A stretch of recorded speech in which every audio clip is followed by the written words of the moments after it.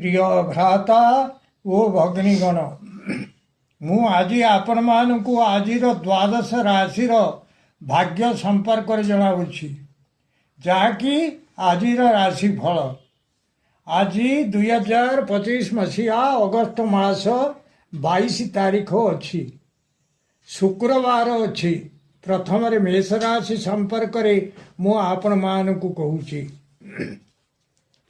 मेष राशि आज दिनटी आपणकर सेते भल ना स्वास्थ्य खराब शिक्षार खराब कर्ममय जीवन में सौभाग्य लाभ होगा जाऊँगी बिजनेस भल रहा चाकरी जीवन में किछिटा सम्मान लाभ होगा जाऊँगी प्रेम जीवन में साथी पाखे अविश्वास पात्र हे परिवार क्षेत्र में कौन एक कथा को नहीं समस्ते आपण को अविश्वास करेंगे अशुभत्व दूर पाई प्रभु गणेश भगवान को नाली सिंदूर लगाई दिंतु निश्चित अशुभत्व दूर हो शुभ फल प्राप्त करेंगे आज शुभ अंक आपण 6 शुभ रंग है धला वृष राशि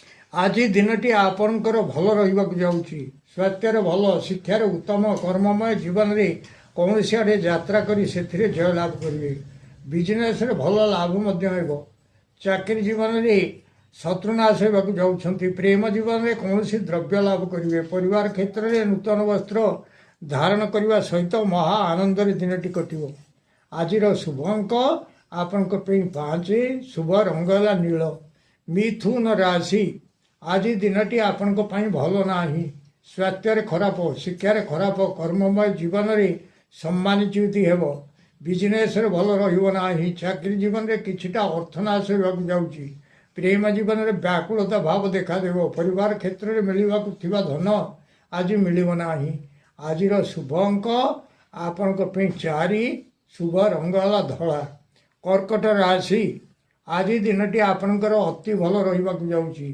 स्वास्थ्य भल शिक्षार उत्तम कर्ममय जीवन में मिष्टान्न भोजन करेंगे बिजनेस भल लाभ होगा जाऊँगी चाकरी जीवन में उत्तम आच्छादन इत्यादि किणाकिणी करेंगे प्रेम जीवन में उत्तम शଯ୍ୟା लाभ करने जाऊँगी परिवार क्षेत्र में उत्तमान्न भोजन व्यवस्था आज शुभ अंक आपण 7 शुभ रंग है धला सिंह राशि आज दिनटी आपणकर भल रहा स्वास्थ्य खराब शिक्षार खराब कर्ममय जीवन में किछिटा जश लाभ होगा जाऊँगी बिजनेस भल रहा चाकरी जीवन में किछिटा अशांति रहिबो प्रेम जीवन में किछिटा व्यय होगा जाऊँगी परिवार क्षेत्र में अधिक परिश्रम करेंगे किंतु से परिश्रम वृथा हो अशुभत्व दूर पाई नृसिंह भगवान उपरे तुलसी अर्पण करंतु निश्चित अशुभत्व दूर हो शुभ फल प्राप्त करेंगे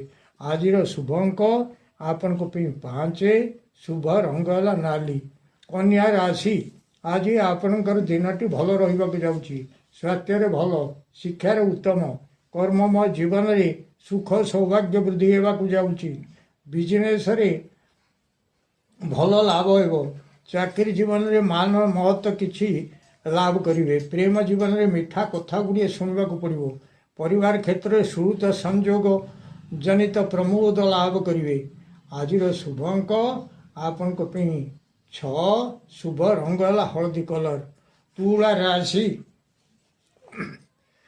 आज दिनटी आपणकर भल रहा जाऊँगी स्वास्थ्य भल शिक्षार भल कर्ममय जीवन में अनेक दिन पड़ रही काम आज ठीक होगा जाऊँगी बिजनेस अनेक दिन पड़ रही द्रव्य आज ही बिक्री हो चाकरी जीवन में अनेक दिन पड़ रही फाइल काम आज ही ठीक होगा जाऊँगी प्रेम जीवन में विवाह प्रस्ताव जो अनेक दिन भांगी भांगी जाऊला ताहा आज संपूर्ण ठीक हो परिवार क्षेत्र में जो काम अनेक दिन पड़ रही ताहा जाऊँगी ताहा आज होगा जाऊँगी आज शुभ अंक आपण 7 शुभ रंग है कमला कलर बिछा राशि आज दिनटी आपणकर भल रहा स्वास्थ्य खराब शिक्षार खराब कर्ममय जीवन में कौन सी बंधन में पड़ पारती बिजनेस भल रहा चाकरी जीवन में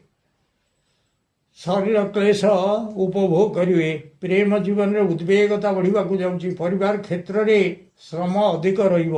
ଅଶୁଭତ୍ୱ ଦୂର ପାଇଁ ଶିବ ଭଗବାନଙ୍କୁ ଶ୍ଵେତ ଦୁର୍ଗରା ପୁଷ୍ପ ସମର୍ପଣ କରନ୍ତୁ।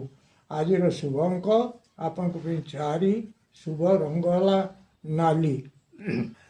ଧନୁ ରାଶି, ଆଜି ଦିନଟି ଆପଣଙ୍କର ଭଲ ରହିବ ନାହିଁ। ସ୍ୱାସ୍ଥ୍ୟରେ ଖରାପ, ଶିକ୍ଷାରେ ଖରାପ, କର୍ମମୟ ଜୀବନରେ କିଛିଟା କ୍ଲେଶ ଉପଭୋଗ କରିବେ। ବିଜନେସରେ ଭଲ ରହିବ ନାହିଁ। ଚାକିରି ଜୀବନରେ ଉଦର ଉପର ଅଫିସରଙ୍କ ପାଖରେ ବଡ଼ ଭୟ ରହିବାକୁ ଯାଉଛି। ପ୍ରେମ ଜୀବନରେ କିଛିଟା